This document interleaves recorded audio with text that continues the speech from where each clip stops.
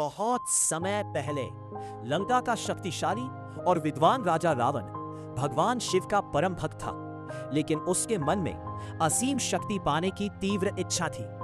इसलिए वो हिमालय के घने जंगलों में जाकर कठोर तपस्या करने लगा। उसने भोजन, नींद सब त्याग दिया और लगातार ओम नमः शिवाय का जाप करता रहा।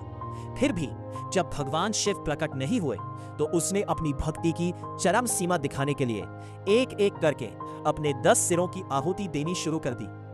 9 सिर अर्पित करने के बाद जब वो 10वां सिर काटने ही वाला था, तभी आकाश गूंज उठा और भगवान शिव स्वयं प्रकट होकर बोले, रावण रुक जाओ।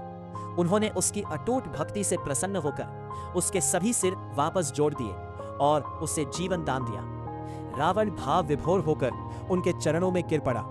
तब शिवजी ने उसे वरदान मांगने को कहा और रावण ने असीम शक्ति और अपराजय होने का वर मांगा, जिसे शिवजी ने उसे प्रदान कर दिया। साथ ही उसे दिव्य चंद्रहास तलवार भी दी, लेकिन उन्होंने चेतावनी दी कि इस शक्ति का उपयोग धर्म के लिए करना और अहंकार से दूर रहना, अन्यथा यही शक्ति उसके विनाश का कारण बनेगी। रावण ने उस समय तो विनम्रता से यह स्वीकार किया, पर समय बीतने के साथ वह अपने अहंकार में डूब गया और अपनी शक्तियों का दुरुपयोग करने लगा, जिसके परिणाम स्वरूप अंततः उसका पतन हुआ और भगवान राम के हाथों उसका अंत हो गया। इस प्रकार यह कहानी हमें सिखाती है कि सच्ची भक्ति से भगवान को पाया जा सकता है, लेकिन जब शक्ति के साथ अहंकार जुड़ जाता है तो वही शक्ति विनाश का कारण बन जाती है।